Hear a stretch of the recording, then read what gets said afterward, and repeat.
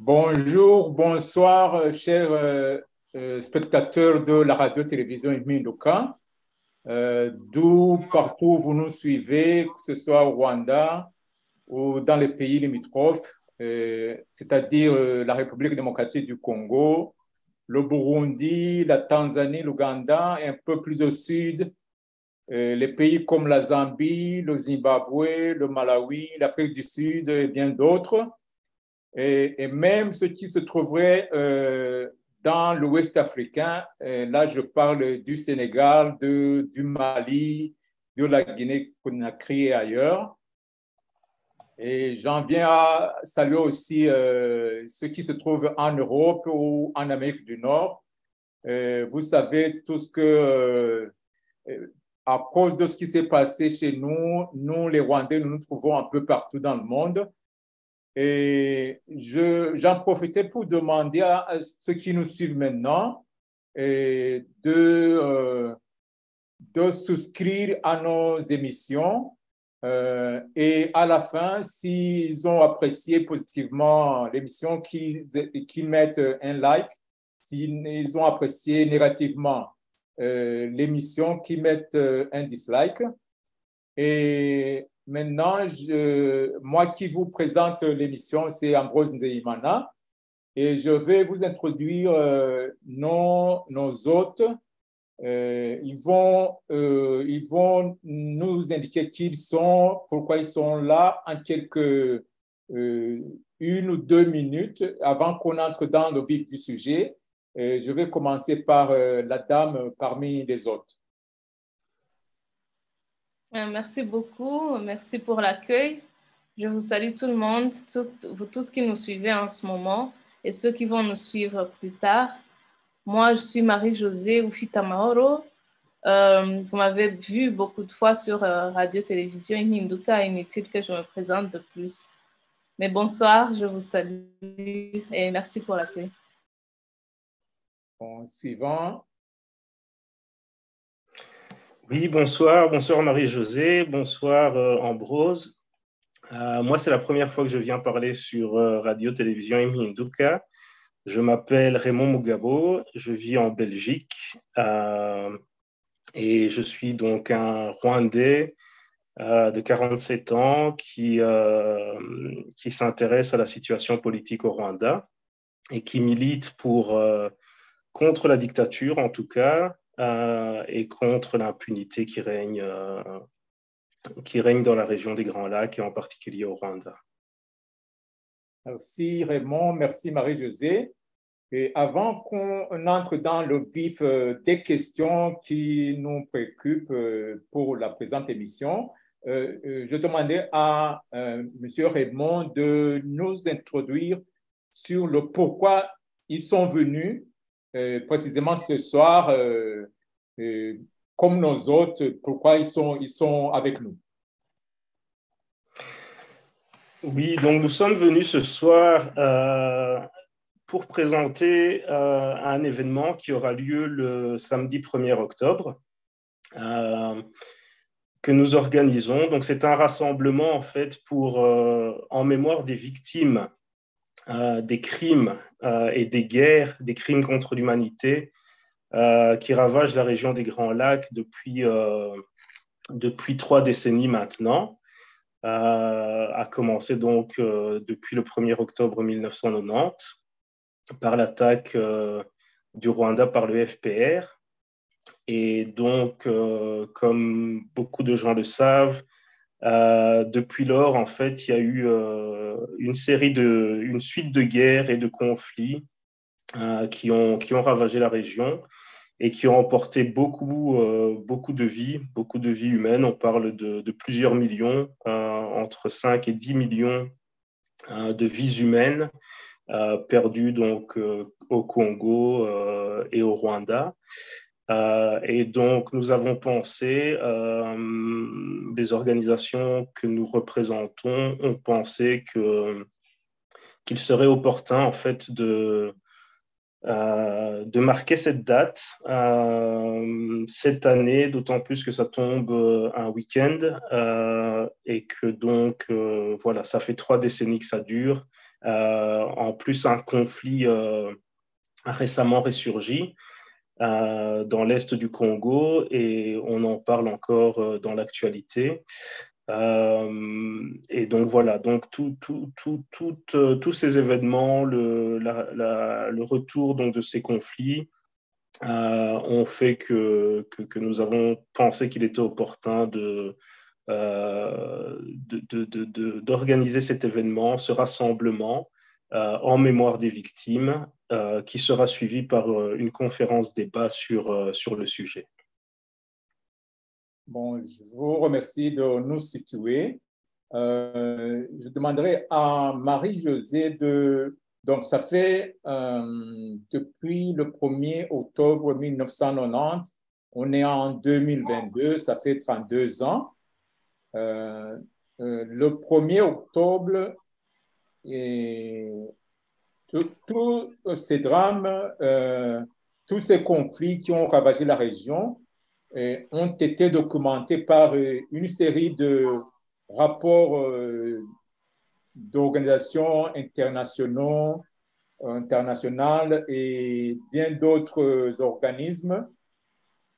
Je demanderai à Marie-Josée de nous indiquer le rapport le plus marquant concernant ces conflits, rapport qui est devenu central à canaliser et à résumer le niveau du drame qui s'est abattu sur la région des Grands Lacs.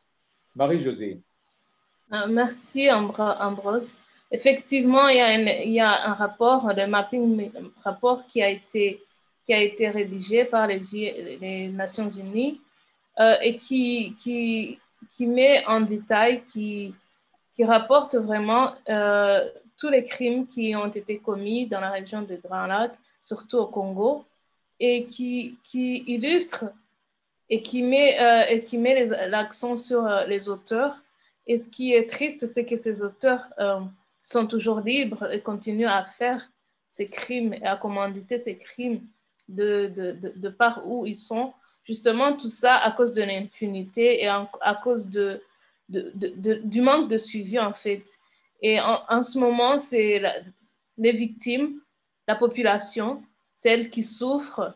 Pourtant, si un rapport autant puissant qui a été rédigé, s'il était suivi et que les auteurs seraient poursuivis, tout cela s'arrêterait.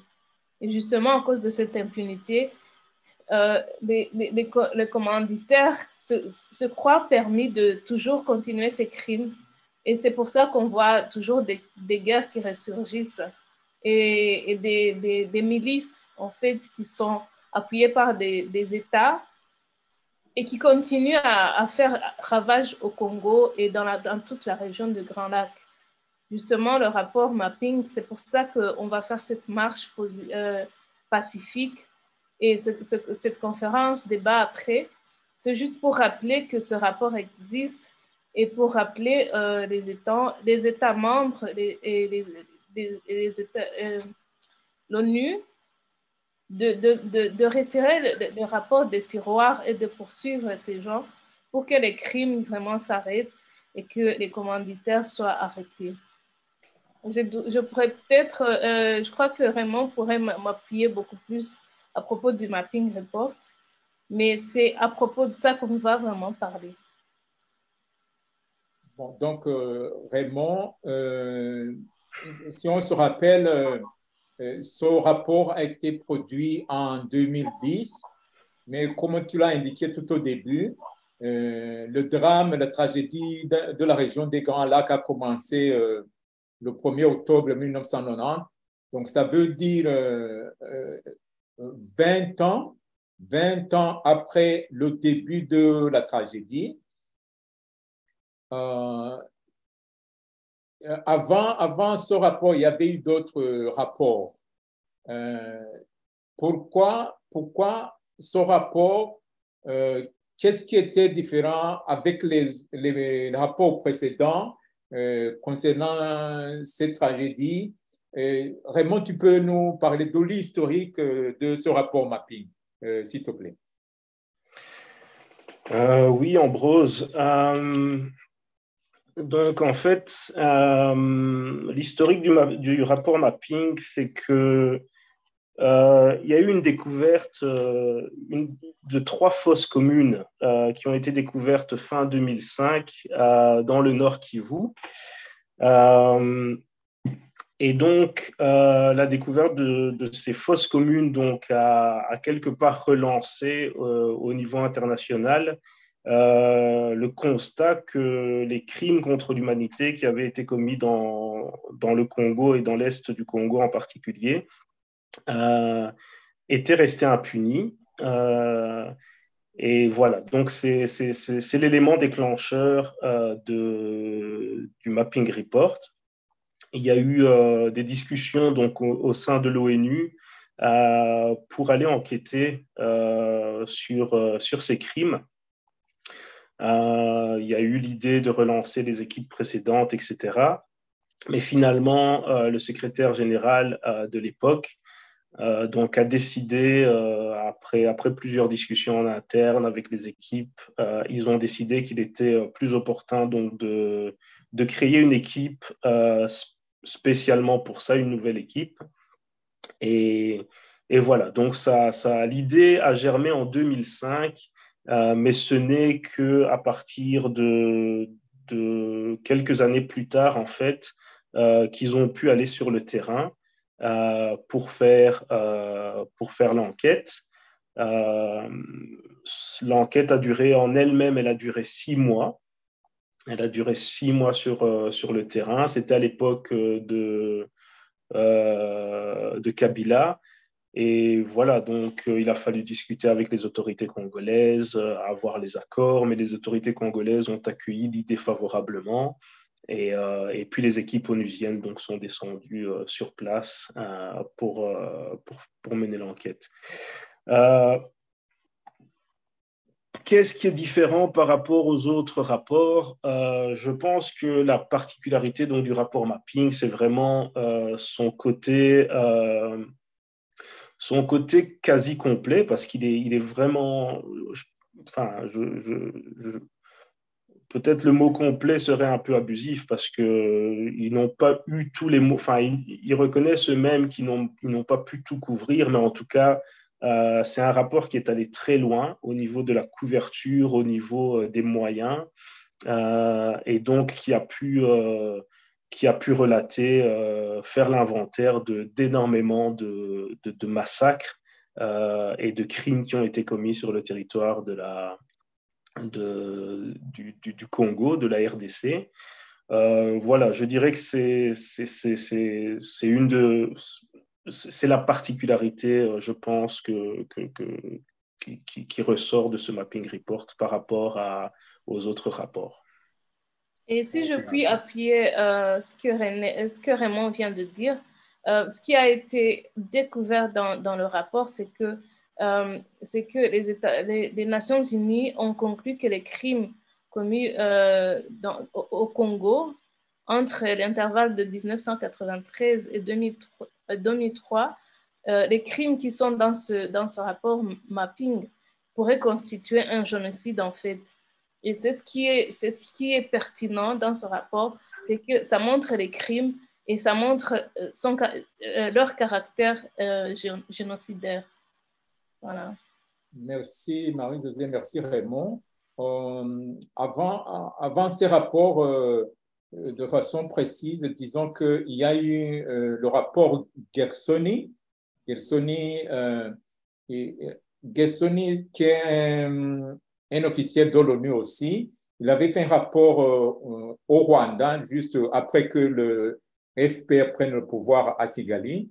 Il avait, je crois, 3 mois ou 4 mois après juillet 94, il avait sorti un rapport disant que d'après le temps qu'il venait de passer au pays, il venait de constater le niveau des tueries qui se faisait sous le regard avec probablement l'intervention des agents de FPR.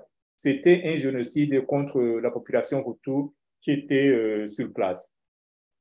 Bon, le nom d'un autre rapport, bon, Gessoni a aussi fait un rapport sur ce qui se passait au Congo. Donc, les premières vagues de réfugiés Hutus, il y a aussi un rapport que Gessoni a fait aussi pour ce qui se passait au Congo.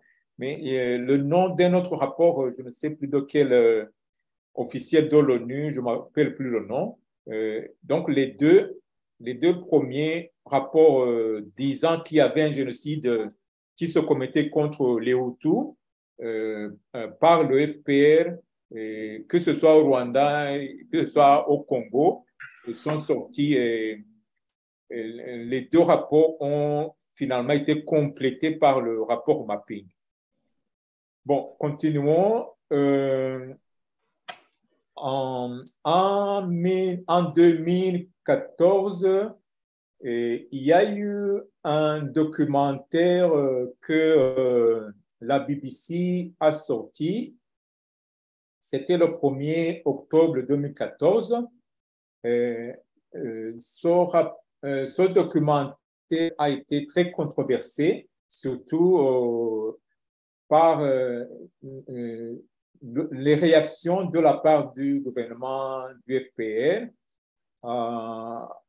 Où pouvez-vous situer ce documentaire dans le cadre de cette documentation des tueries, des massacres, des génocides commis dans la région des Grands Lacs? Marie-Josée. Merci Ambrose.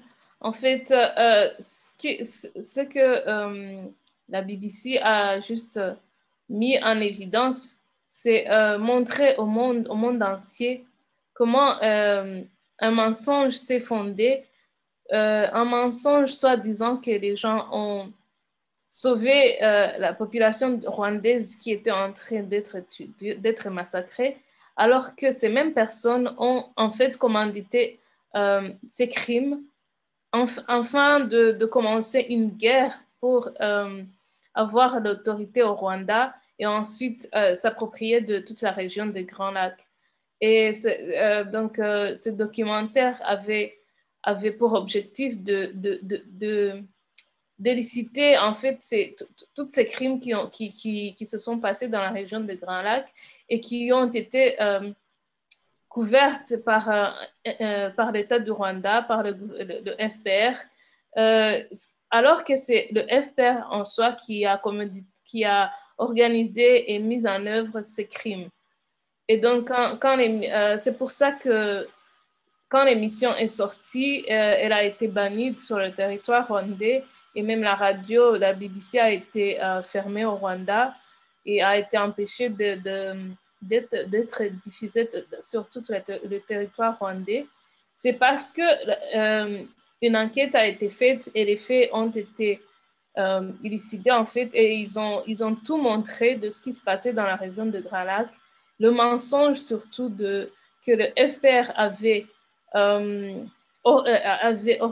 organisé, orchestré et avait menti au monde entier que il a été là pour arrêter le génocide, alors que c'est le FPR en soi qui a commencé le génocide. C'est pour ça que notre action aussi va dans ce sens, pour rappeler vraiment au monde entier les crimes que le FPR a commandité au Rwanda et dans la région de Grand Lac, et des guerres qui ont commencé en ce temps-là, des guerres qui continuent jusqu'à présent et qui continuent à faire des victimes dans la région de Grand Lac, afin que les pays membres et les pays puissants puissent mettre leur pression sur le Rwanda pour arrêter ces crimes. Voilà. Ok, merci.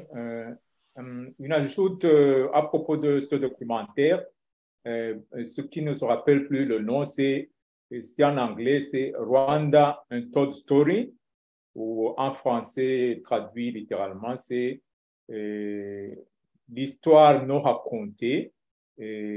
Donc, le Rwanda, l'histoire non racontée. Bon, j'inviterai ceux qui n'ont pas suivi à cette époque, en 2014, ce documentaire qui était vraiment très puissant dans le cadre de l'information. Je me rappelle vivement les interviews que le journaliste qui dirigeait le documentaire a fait avec, par exemple, le général Nyamwasa, qui était le chef d'état-major sous Kagame, où le général a clairement affirmé que le FPR avait préparé le terrain pour un génocide lorsque le général a dit que il a employé une expression rwandaise, littéralement voulant dire que si vous voulez brûler une brousse, vous vous assurez que les feuilles sont suffisamment sèches. Donc, il a précisément dit que Kagame et son FPR avaient préparé le terrain et l'avaient rendu propice pour un génocide.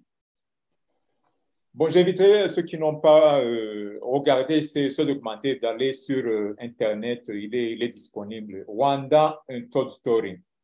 Bon, la question suivante, c'est celle concernant justement l'attitude que la communauté internationale a accordée à ce rapport au mapping. Nous sommes en 2022 et le rapport est sorti en 2010, donc ça fait déjà 12 ans. Qu'est-ce que ça veut dire concrètement? Qu'un rapport produise des recommandations et que ces recommandations restent lettres mortes. Raymond, qu'est-ce que tu peux nous en dire? Oui, donc effectivement, c'est assez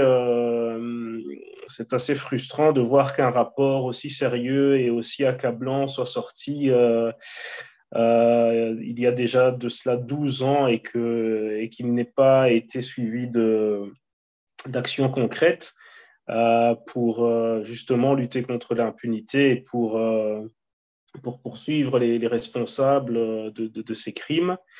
Ce qu'il faut savoir, c'est qu'en fait, dans le mandat donc, du rapport consistait en 3 points. C'était de faire une évaluation, un inventaire en fait des crimes, de tous ces crimes contre l'humanité, contre le droit international qui ont été commis durant cette période au Congo. Donc de mars 1993 à juin 2003. La période, en fait, pour ceux qui se demandent pourquoi mars 1993, c'est parce qu'en fait, en mars 1993, donc quelque part, c'est là où a eu le premier, en tout cas, le premier massacre d'ampleur durant cette décennie-là, puisqu'avant, on était sous le règne du maréchal Mobutu et que voilà, le pays était en paix. Mais en mars 1993, donc, il y a eu des conflits interethniques et au marché de Toto, dans le nord Kivu, il y a eu un massacre. Et donc, c'est pour ça que l'équipe a décidé de commencer à partir de cette date et de s'arrêter en juin 2003 parce que c'était en fait à l'époque du gouvernement de transition. Donc, en juin 2003, le gouvernement de transition était en place et donc une nouvelle ère d'espoir et de paix démarrait. Donc voilà, donc ils ont couvert cette période. Et donc, le mandat, donc les 3 points du mandat, c'était de faire l'inventaire donc, de ces crimes durant cette période. de faire également un inventaire en fait, du système judiciaire congolais. C'était le deuxième point du mandat. D'évaluer le système et de voir quels sont les moyens que le système judiciaire congolais dispose pour justement rendre justice par rapport à ces crimes. Donc ça, c'était le deuxième point. Et le troisième point, c'était de formuler des recommandations au gouvernement congolais et de lui indiquer des pistes pour justement pouvoir y parvenir. Les pistes incluent notamment le support de la communauté internationale, etc. Mais ça commence par le gouvernement congolais lui-même. Et donc, ceci nous amène à la réponse, en tout cas une piste de réponse pour comprendre ou essayer de comprendre, en tout cas se poser les questions. Pourquoi est-ce que 12 ans plus tard, rien n'a été fait? Donc, je pense qu'il faut chercher la réponse en partie au niveau du gouvernement congolais, je dirais même probablement en grande partie au niveau du gouvernement congolais. Je pense que les gens ont parfois le mauvais réflexe de penser que c'est la communauté internationale qui va se lever pour venir rendre justice. Non, la communauté internationale, en général, sauf si vraiment elle a un intérêt très direct, mais en général, dans ce genre de choses qui demandent de l'argent, ça demande de beaucoup d'argent. Elle peut venir en support, et puis dans ce cas-ci, elle n'a pas d'intérêt direct, elle est pas concernée en premier lieu, quoi. Elle est concernée pour des raisons morales, etc. Mais c'est tout d'abord aux victimes, aux Congolais, aux pays victimes, donc d'enclencher la machine judiciaire. Et donc, on peut se demander pourquoi le gouvernement, le régime Kabila, Joseph Kabila n'a rien fait pendant toutes ces années. Et se demander aussi que fera ou pourquoi le régime Tshisekedi n'a encore rien fait. D'ailleurs, l'actualité a relancé encore les conflits, comme on le disait au début, et il y a à nouveau donc des combats, des victimes, des massacres. Mais comme on peut le voir, le gouvernement congolais semble vraiment timide ou semble ne pas oser. Bon, il le clame haut et fort, encore avant-hier aux Nations Unies, à l'Assemblée générale. Ils le disent, mais malheureusement, ils ne passent pas des paroles aux actes. Est-ce que c'est une question de moyens financiers? Est-ce que c'est une question vraiment de fermeté, de manque de fermeté politique? Ce sont des choses qu'il faudrait vraiment analyser un peu plus en profondeur. Et c'est d'ailleurs l'idée donc de la conférence débat que nous organisons ce samedi 1er octobre. L'idée, ce sera justement d'essayer d'éclaircir un peu plus ces points. Merci Raymond.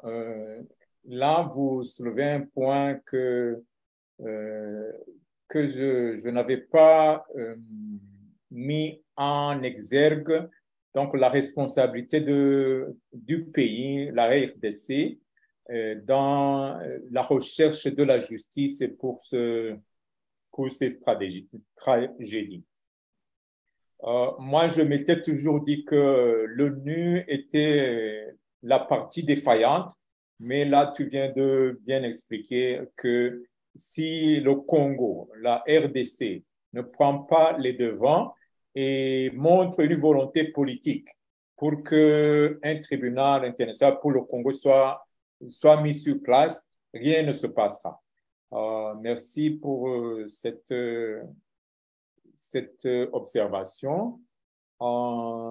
Oui, peut-être oui. en brose, bon, voilà, il ne faudrait peut-être pas non plus totalement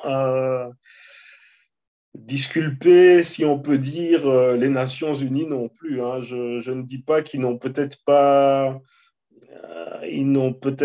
non plus fait tout ce qui ils devraient faire, ne fût-ce que de leur point de vue. Donc, on a pu le voir encore avant-hier, donc, dans l'interview que le secrétaire général, Antonio Guterres, a accordé à TV5, je pense que c'était TV5, où on le sent, on lui demande donc, enfin, il reconnaît lui-même en fait que le M23, donc le mouvement rebelle qui est responsable de nombre de ces crimes contre l'humanité dans l'Est du Congo, il reconnaît lui-même que ce mouvement est très, très armé, de manière que en fait, la MONUSCO, donc les forces des Nations Unies au Congo, ne peuvent pas lutter, ou en tout cas ne peuvent pas maintenir la paix face à une rébellion aussi bien armée. Et il sous-entend clairement que si ce mouvement est aussi armé, les armes viennent de quelque part et viennent certainement de pays, de pays alliés.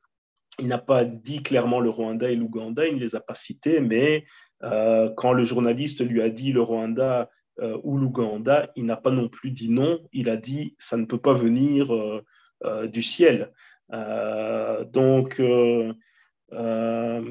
il reconnaît lui-même que ces mouvements ce mouvement est très, très armé, mais il n'ose pas dire les choses. Donc, ça, c'est une chose donc, qui montre en fait que les Nations Unies pourraient quand même, ce ne sont pas eux qui vont prendre les devants, donc comme on vient de le dire, effectivement, mais au moins ils pourraient assumer leur rôle et dire les choses clairement et demander vraiment à ce que le Rwanda et l'Ouganda cessent.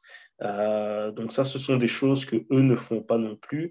Donc il faut voir aussi si au niveau, puisque bon, on peut peut-être en parler plus tard, mais les Nations Unies, est-ce qu'elles ne sont pas un peu en conflit d'intérêts avec ceux qui les financent et qui peut-être se disent, bon, euh, mettons les freins, ne révélons pas tout, ne disons pas tout clairement. Si les Congolais dorment ou voilà, ne prennent pas les devants, laissons-les, mais nous aussi, quelque part, mettons-nous en retrait par rapport à ça, parce que si on est trop proactif, si on y met trop de zèle et qu'on fait on fait ce que normalement nous serions censés faire, quelque part, on va devoir financer tout ça. Parce que voilà, ici en Occident, la communauté, les populations ne pourraient pas comprendre comment l'ONU dit clairement que le Rwanda et l'Ouganda sont responsables, mais continue à les recevoir, continue. Donc il y a beaucoup de choses en jeu. Et donc oui, c'est clair que c'est au Congo à prendre les devants, mais cela ne signifie pas que l'ONU a agi à la hauteur de ce qu'elle aurait dû faire. Voilà. Ok, merci. Bon, pour avancer, je vais conclure en faisant observer une pratique que j'ai vue au cours des années à propos de l'ONU.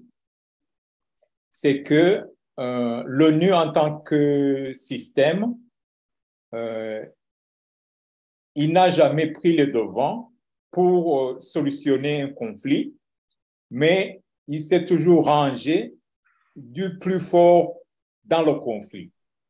Donc, si bon, il faut regarder le FPR, ce qu'ils ont fait au Rwanda, parce qu'ils étaient agressifs, massacrés, étaient bien armés par des différents intérêts. Et le système onusien, avec les sponsors du rébellion, ont allé derrière eux. Même chose maintenant, comme vous venez de le dire, avec le M23. Si la donne changeait, que le gouvernement congolais prenait les devants sur le champ de bataille et vraiment tabasser le M23, tu verrais le système onusien venir derrière le gouvernement congolais. Donc, ils n'ont jamais pris les devants pour solutionner un conflit dans lequel ce ne sont pas leurs hommes, les hommes des sponsors qui périssent sur le terrain. Et tant que le plus fort sur le terrain va sauvegarder leurs intérêts futurs, et les intérêts des sponsors, ils vont le soutenir. Maintenant, c'est le Rwanda, l'Ouganda et le M23, mais si ça changeait, les sponsors iraient de l'autre côté. Bon, peut-être on peut nous arrêter là sur cette question et avancer, aller sur l'autre question concernant cet événement que vous comptez organiser le 1er octobre. Qu'est-ce que, Marie-Josée, espérez-vous accomplir en organisant cet événement? Je suis sûr que ce n'est pas une première, ce n'est pas la première fois qu'un tel événement est organisé. Ça fait des années que de tels événements sont organisés. Mais, encore une fois, qu'est-ce que vous espérez en mobilisant les gens, en appelant les gens à être présents à cette manifestation, à cette conférence? Marie-Josée. Merci Ambrose. Tout en rappelant aux gens qui nous suivent que la conférence, en fait, qu'on aura une marche pacifique au palais de justice de la Belgique, c'est à Bruxelles, ce sera le 1er, justement, octobre, et ça débutera à 13h. Donc, je vous invite tous à venir pour participer. Vous m'avez demandé qu'est-ce qu'on espère de plus y voir. En fait, c'est élevons nos voix pour ces 32 ans de guerre et de crimes impunis qui se passent dans la région du Grand Lac, et que tout le monde ferme les yeux et que tout le monde ferme les oreilles et tourne le regard à côté. On veut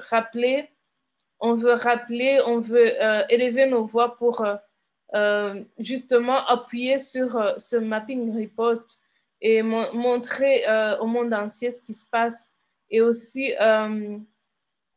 soutenir les victimes, être aux côtés des victimes, leur montrer notre compassion et qu'on les appuie, qu'on est derrière eux. Et on espère qu'on sera nombreux et que nos voix seront entendues. Et après la marche pacifique qui se passera au palais de justice, on ira dans un endroit près de là et on aura une conférence débat où on échangera sur tout ce qui s'est passé dans cette région pour rappeler justement les événements l'un après l'autre, pour écouter les victimes. Des fois, on a tendance à fermer les oreilles ou à fermer nos yeux parce qu'on ne sait pas ce qui se passe réellement, mais il y aura des victimes et on va écouter leurs témoignages, on va leur donner la parole pour qu'eux, ils parlent dans le réel ce qu'ils ont vécu. Et on va rediffuser tout ça pour que les gens comprennent et prennent conscience. Donc, j'invite tout le monde vraiment à venir nous soutenir, à venir écouter, à venir élever nos voix, parce que c'est à cause de toutes ces guerres dans la région de Grand Lac qu'on n'y habite plus, que nous n'y sommes pas, alors que on devrait être en train de travailler pour nos pays. Voilà. Merci Marie-Josée. On avance vers la fin de l'émission, mais avant cela, une dernière question que vous deux pouvez répondre. À votre avis, nous avons insisté sur le fait que ça fait des années que cette situation perdure. À votre avis, quels sont les facteurs ou bien les acteurs qui peuvent changer la donne, la situation? Qu'est-ce qu'on peut faire différemment? Qu'est-ce qu'il faut? Bon, je commence par Raymond. Oui, merci Ambrose. Bon, qu'est-ce qui peut faire changer la donne? Je dirais donc, comme Marie-Josée vient de le dire, premièrement, ne pas rester silencieux, parce que la première chose que voilà, la première chose qu'il faut, en tout cas, pour que justice soit rendue, c'est déjà de dénoncer les crimes. Euh, Dénoncer les crimes, comme on vient de le dire, donc, puisque c'est dans notre intérêt, c'est dans l'intérêt des peuples rwandais et peuples congolais, donc c'est au peuple rwandais, au peuple congolais de continuer à dénoncer ces crimes massivement chaque année, de mettre la pression sur les gouvernements, sur nos gouvernements ou nos dictatures, malheureusement. Mais au Congo, donc voilà, donc je pense que si les Congolais, en tout cas, mettent la pression, comme le fait le docteur Denis Mukwege, prix Nobel de la paix, et demande un tribunal et continue à demander que justice soit faite, je pense que ça finira par aboutir. Donc, on est déjà à un niveau assez élevé par rapport à il y a quelques années, depuis donc le prix Nobel qu'a reçu le docteur Mukwege. On a parlé de tous ces rapports, de toutes ces enquêtes qui sont sorties. Donc, le dossier est très lourd. Il y a beaucoup de... Ces crimes sont fortement documentés, très, très documentés. Donc, les preuves sont là, les éléments sont là. Il ne manque vraiment plus que cette volonté de mettre les moyens. Et je pense que c'est vraiment une question de moyens. C'est si l'État congolais décidait d'y mettre les moyens, ils ont les moyens, leur sous-sol regorge de moyens. Vraiment utiliser ces moyens, une partie de ces moyens pour rendre justice au peuple congolais. Malheureusement, ceux qui meurent dans ces conflits, ce sont souvent de pauvres paysans. Donc évidemment, euh, ceux qui sont ceux qui sont à la tête de l'État peut-être ne voilà. Mais je pense que c'est vraiment de continuer dans le sens de ce que nous faisons et ça finira par aboutir, ça c'est certain, quoi. Et Marie-Josée, qu'est-ce qu'on peut faire différemment pour changer la donne, changer la situation? Eh ben, j'appuierai sur ce que Raymond vient de dire. C'est vraiment nécessaire de mettre la pression afin que ces gouvernements, ces dictatures puissent se sentir obligés de redonner la parole à la population et faire la paix. Surtout arrêter ces guerres qui continuent à faire des victimes. Et ce sont surtout les femmes et enfants qui en périssent malheureusement.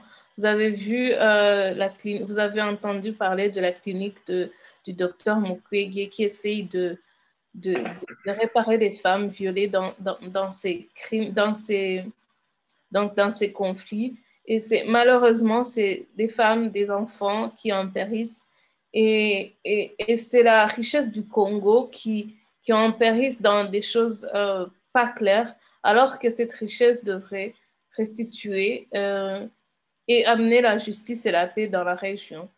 Et on verra des communautés internationales, on verra des pays internationaux, des milices qui viennent récolter cette richesse qui devrait normalement être utile à la population congolaise, ramener la paix dans le pays, construire le pays, avoir des routes, des hôpitaux, des écoles.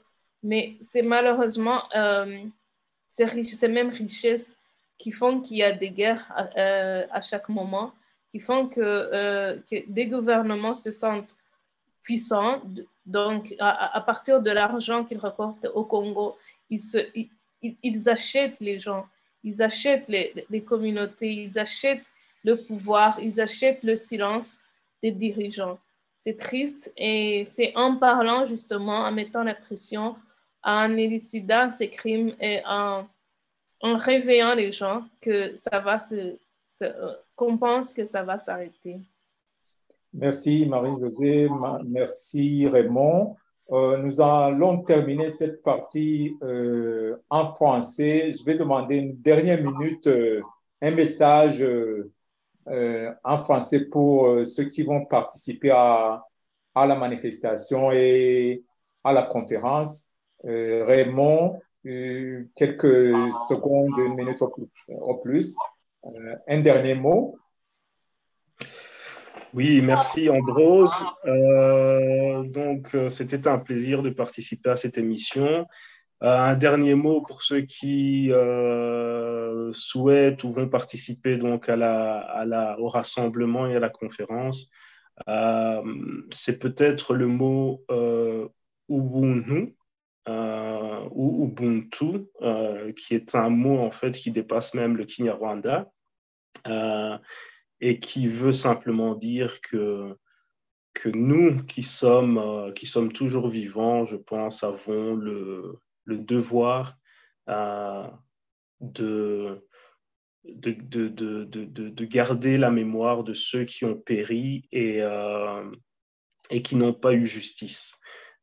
Et donc, j'appelle tous les Rwandais, tous les Congolais, partout où ils sont, à venir.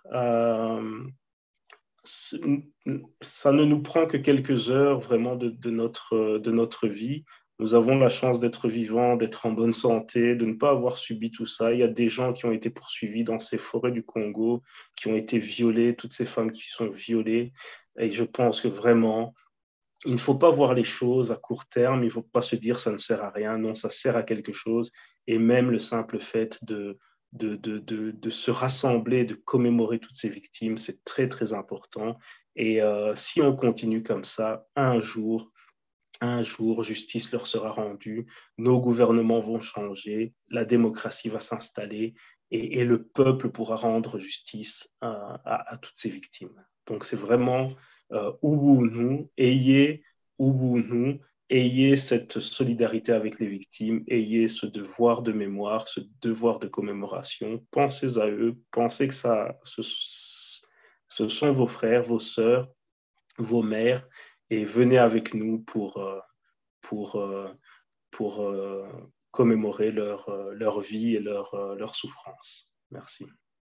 Merci Raymond. Marie-Josée, un dernier mot en français. Raymond a tout dit, mais je pourrais ajouter ceci. Il ne faut pas qu'on oublie qu'il y a des gens qui subissent toujours ça. Vous avez vu qu'il y a dernièrement des attaques au Congo. Donc, il y a encore des gens qui se déplacent. Il y a des gens qui fuient leur foyer pour aller errer dans la nature pour sauver leur vie. Donc, il ne faut pas qu'on oublie ces gens. Il faut qu'on pense à eux et qu'on voit de toute manière de les aider. Si c'est par la parole, si c'est par les actions, si c'est par tout ce qu'on peut faire pour aider ces gens, afin que ces crimes et que ces guerres s'arrêtent. 32 ans, c'est assez. Ça devrait déjà être terminé il y a longtemps. Mais si ça continue même à ce jour, c'est triste. Il faut qu'on se lève afin que ces guerres s'arrêtent. Voilà. Merci Marie-Josée. Merci à tous ceux qui ont suivi cette partie en français. Je voudrais la clôturer en disant merci à vous les représentants de ces organisations qui ont organisé cette conférence et manifestation. Et pour terminer, je demanderai à Marie-Josée de faire un message à l'intention de ceux qui comprennent le Kinyarwanda et qui devraient aussi participer à cet événement. Murakoze cyane banyarwanda banyarwandakazi ku mugoroba w'uyu munsi twongeye guhaguruka kugira ngo twongere tuze kubashishikariza kuzabana natwe mu gikorwa cy'urugendo rw'amahoro tuzakora ku itariki ya mbere z'ukwa 10 2022. Ni hano i Buruseli, bizabera imbere ya Palais de Justice i Buruseli. Muzaze twifatanye tuzamura amajwi yacu tuvuge kuri raporo mapping ibitse mu tubati idakorwaho ngo abakoze amahano babihanirwe, ndetse tuvuge kuri izi ntambara za hato na hato zikomeje kubera mu karere k'ibiyaga bigari, tuvuge ku bantu bakomeje kwicwa, kuvanwa mu byabo, ndetse ababyeyi bagafatwa ku ngufu, abana bakicwa bakabuzwa amahemo, abenshi ntibiga, abenshi ntibarya, abenshi ntibasinzira kubera izo ntambara za hato na hato zimaze imyaka irenga 30, ubu tugeze ku mwaka 32. Ibyo bintu bitangiye mu karere k'ibiyaga bigari. Igihe kirageze ngo bihagarare, nimuze duhagurukire rimwe maze tuvugire icyarimwe, tujye inama, turebe ku cyakorwa kugira ngo izo ntambara zihagarare, kugira ngo amarira arekeraho kurirwa, abantu barekeraho kurira mu karere k'ibiyaga bigari, kugira ngo abana batuze bajye mu mashuri bige, kugira ngo ingo zireke gusenyuka, kugira ngo abantu bareke kwicwa, kugira ngo abantu basubire mu ngo zabo batekane kandi babeho, kugira ngo imbaraga zacu tuzihurize hamwe, dukorere ibihugu byacu kugira ngo twese dusubire iwacu kandi tuhisange. Nimuze rero tuzahurire imbere ya Palais de la Justice i Buruseli, hanyuma tugaragaze ibiri kubera mu karere k'ibiyaga bigari. Turabatumiye, twizeye ko muzaza kubana natwe muri benshi, kandi twizeye inkunga yanyu iyo ari yo yose izakenerwa. Murakoze. Murakoze Marie José, murakoze Raymond. Ubwo naho ubutaha muri iyo manifestation, muri iyo conference, turabishimiye, twizeye ko muzongera kudusura. Ubwo naho ubutaha, murakoze. Urakoze nawe Ambrose. Merci.